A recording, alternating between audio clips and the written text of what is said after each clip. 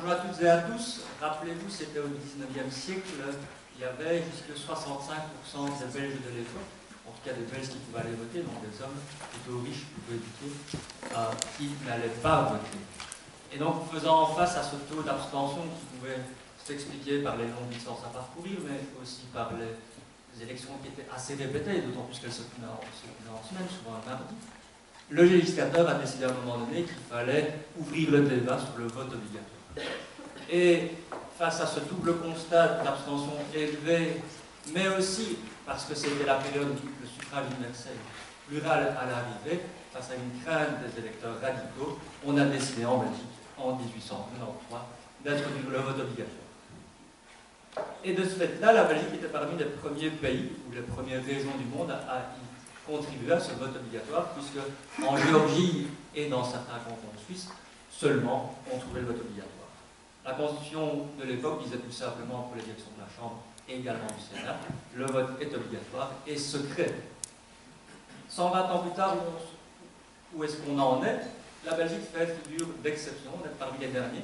On trouve effectivement 31 États ou parties d'États, et la précision est importante, qui connaissent encore d'une façon ou d'une autre le vote obligatoire.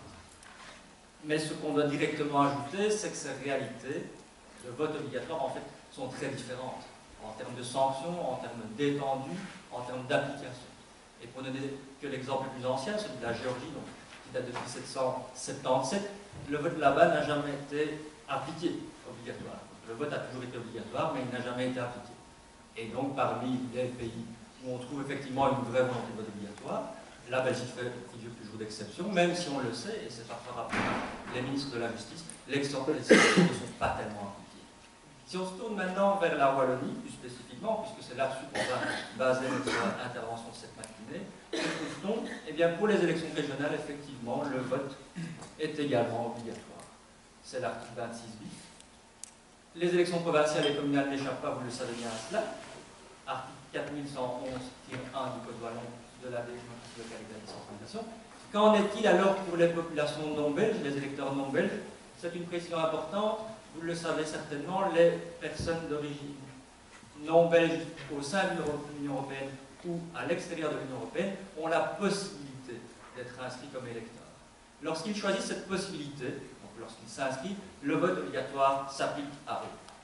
En le sachant également que, comme à tous les électeurs, les sanctions ne sont peut-être pas nécessairement appliquées. Pour les élections européennes, on retrouve le même principe, elles sont effectivement obligatoires. Avec cette précision possible, il est possible pour les personnes non belges de l'Union européenne, qui habitent hors, qui vivent en Belgique, mais qui viennent hors de l'Union européenne, de s'inscrire également. À partir du moment où ils s'inscrivent, le vote obligatoire s'applique à eux. Qu'en est-il, et ça dépasse le cas de la Wallonie, des personnes qui vivent durablement à l'étranger? La règle est un peu similaire. Ils peuvent s'inscrire dans leur consulat, dans leur ambassade. À partir du moment où ils sont inscrits, le vote obligatoire s'applique à eux, mais les données du domaine social wallon n'ont pas été les couvrir, évidemment. Voilà, donc c'est sur cette base-là, c'est sur ce contexte juridico-politique qu'on souhaite alors expliquer un petit peu mieux qu'en est-il du vote obligatoire en Wallonie et grosso modo qui irait encore voter. Par rapport à cela, donc, une question du VSB concernait: iriez-vous encore voter si cette norme n'existait plus, si cette norme était abrogée? Et ceci pour les 4 niveaux d'élection: européen, fédéral, régional et local. Et une première façon de présenter les résultats, c'est de cette façon, c'est qu'on peut agréger l'ensemble des personnes qui continueraient à aller voter toujours pour chacune des élections. Et donc pour qui l'abrogation de cette norme ne changeait rien. Et ils sont 46,6% des Wallons. Et de l'autre côté, on a les personnes qui ne voteraient pas toujours à toutes les élections. Ça comprend à la fois les gens qui considèrent qu'ils ne voteraient jamais à toutes les élections, mais également qui ont un vote différencié, et on abordera dans la troisième partie de cette présentation. Mais ce sur quoi je vais m'axer maintenant, c'est bien cette dichotomie entre respecter la norme même si elle n'est plus en vigueur, et tous les autres. Et par rapport à cela, se pose donc la question de savoir quel type de population n'irait plus voter toujours à toutes les élections en Wallonie. Et nous avons réalisé pour cela une régression logistique, qui est une technique assez commune lorsqu'on s'intéresse à ces matières, en testant toute une série de variables dans notre régression logistique. Et nous avons pu observer que 4 variables étaient significativement liées au fait de s'exprimer, disons qu'on irait toujours voter à toutes les élections. Le genre, l'âge, le revenu et l'intérêt politique. Premièrement, le genre, et ça pourra peut-être paraître un peu étonnant pour certains, mais toutes autres choses restant égales, c'est la logique de la régression logistique. Les hommes iraient un peu moins voter que les femmes. C'est un premier élément. Bien sûr, ce qu'on remarque dans les enquêtes qui sont réalisées dans les pays où le vote n'est pas obligatoire, c'est que les femmes vont plutôt moins voter, mais c'est lié à d'autres variables, et notamment au niveau d'études, à l'intérêt politique, à l'insertion associative, etc. Le deuxième élément, c'est l'âge. Là, on retrouve quelque chose d'assez classique. Plus on est vieux, plus on est âgé, excusez-moi, plus C'est une manière de jeûner. Absolument, mais je suis encore plus jeune, j'ai encore plus le droit de faire la guerre. Plus on est âgé, plus on va continuer à respecter cette norme du vote obligatoire aux 4 élections. On retrouve en fait cette idée dans la littérature, qui est que les jeunes seraient aujourd'hui moins intéressés par les modes de participation les plus conventionnels. Et le mode de participation le plus conventionnel, c'est bien sûr se rendre aux urnes. Ensuite, on remarque qu'en fonction du revenu, plus on a un revenu important, plus les personnes vont continuer à respecter cette norme du vote obligatoire. Enfin, ça pourrait paraître un peu tautologique, plus on est intéressé par la politique, plus on va continuer à respecter cette norme du vote obligatoire. Alors bien sûr, si on est intéressé par la politique, on peut supposer que c'est lié au fait d'aller voter. Et donc, pour ceux qui connaissent un peu la technique de régression logistique, lorsqu'on enlève cette variable du modèle, on observe en fait que c'est le niveau d'études qui va importer. Et que plus on a un niveau d'études important, plus on va continuer à respecter la norme. Cela signifie en des termes assez simples que plus on a un niveau d'études important, plus on aura un intérêt pour la politique important, qui jouera alors sur le fait de se rendre aux urnes ou pas. Et au niveau des conséquences de cela, on peut en dissocier deux. Dans un premier temps, on peut remarquer que c'est un des effets directs.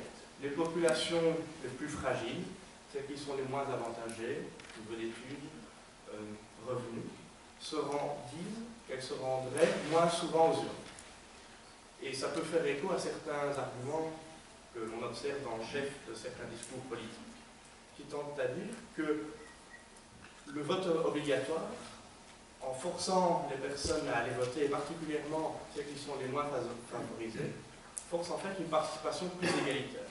Puisque vous savez sans doute que dans les pays où le vote n'est pas obligatoire, il reste un sens caché et les personnes les moins avantagées se rendent moins souvent aux urnes. Et ce qu'on remarque, et c'est bien sûr une question hypothétique ici, il faut savoir comment ça se met en place dans la réalité, mais c'est qu'en effet, les personnes les plus fragiles se rendraient moins souvent aux urnes. Le deuxième élément, c'est qu'on pourrait avoir des effets sur les forces en présence au niveau des partis politiques. Et là, ce qu'on observe, toujours au niveau agrégé, et bien sûr, pour ceux que ça intéresse, ça fera partie du papier que l'on publiera à la suite de ce colloque, on pourra regarder la différence entre élections. Mais en ce qui concerne le niveau agrégé, on remarque qu'il y a deux groupes de partis. Les deux plus gros partis, à la fois à la Chambre et à la fois au gouvernement de la région Wallonne, que sont le Parti socialiste et le mouvement réformateur, eux, dans leur électorat aux élections fédérales de 2010, il y a 48-49% des personnes qui disent qu'elles iront toujours voter, qu'elles continueront à suivre cette norme même si elle n'est plus obligatoire. Et de l'autre côté, les deux autres partis moins importants en termes de sièges à l'Assemblée fédérale et à l'Assemblée régionale tournent plutôt autour de 50%, 60%.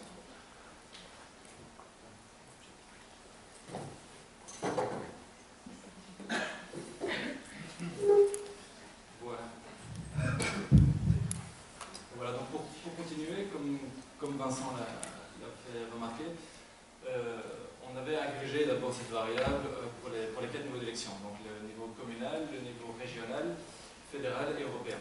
Donc c'est les 4 questions qui ont été posées dans le baromètre social wallon. Et on peut se demander s'il existe des différences entre tous les niveaux de pouvoir. Et ce qu'on constate, c'est qu'effectivement, il y a des différences entre les niveaux de pouvoir.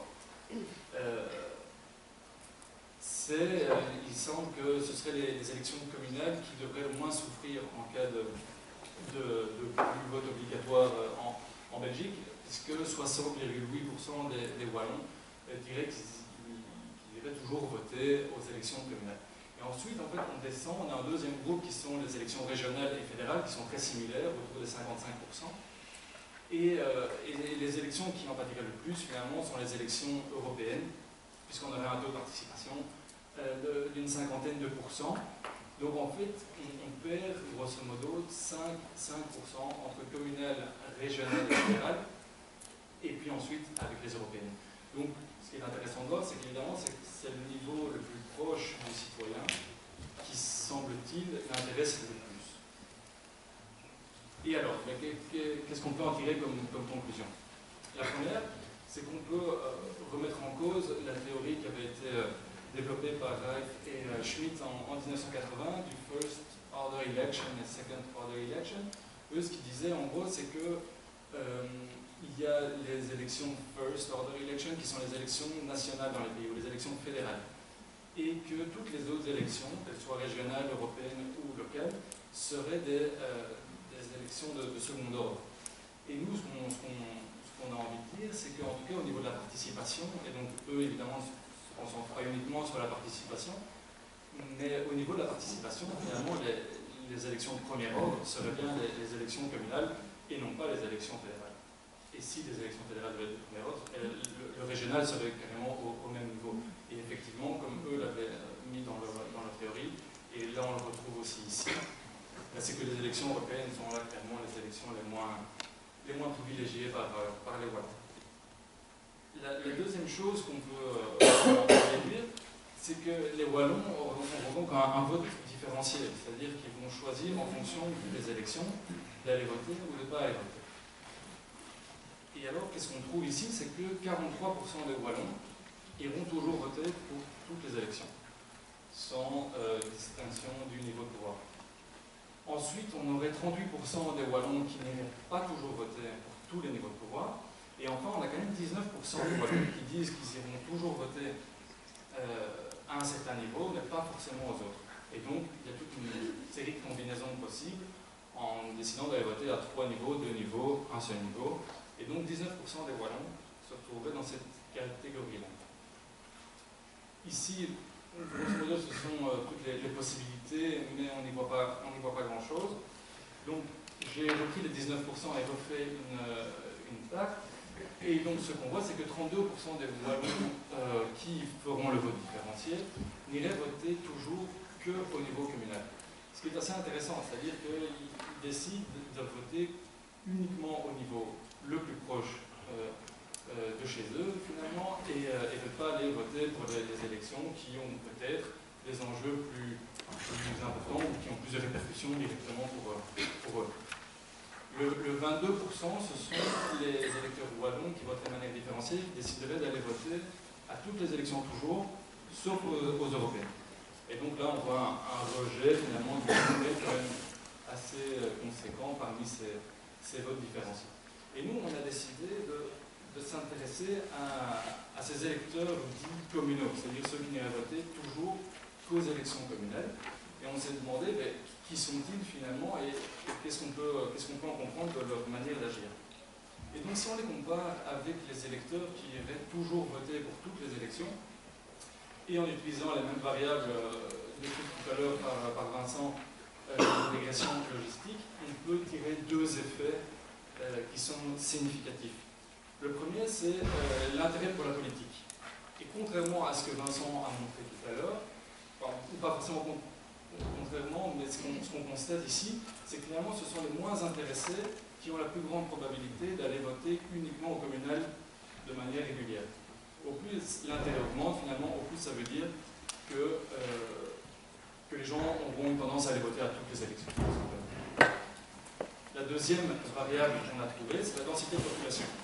Et la densité de population, qu'est-ce qu'on apprend ici? C'est que plus on vit dans un endroit isolé, plus on a la chance d'adopter ce comportement d'électeur communal. Et donc, si on vit dans une grande ville, ou dans une petite ville même, on a plus de chances de finalement aller voter pour toutes les élections. Donc, pour conclure, qu'est-ce qu'on peut dire? C'est qu'au niveau agrégé, ce sont les plus fragiles qui suivraient le moins la tradition du vote obligatoire. Deuxièmement, c'est qu'il existe des différences entre les niveaux de pouvoir, communal et la préférence, ensuite régional et fédéral qui s'expriment de très près, et ensuite le niveau européen. La troisième conclusion, c'est que certains électeurs font donc le choix de faire un vote différencié, et 32% d'entre eux font le choix de n'aller voter qu'au communal de manière régulière. Et donc ces derniers, comme je viens de le montrer, ce sont ceux qui sont les moins intéressés par la politique, et ceux qui vivent dans des zones plus isolées. Voilà, merci pour votre attention.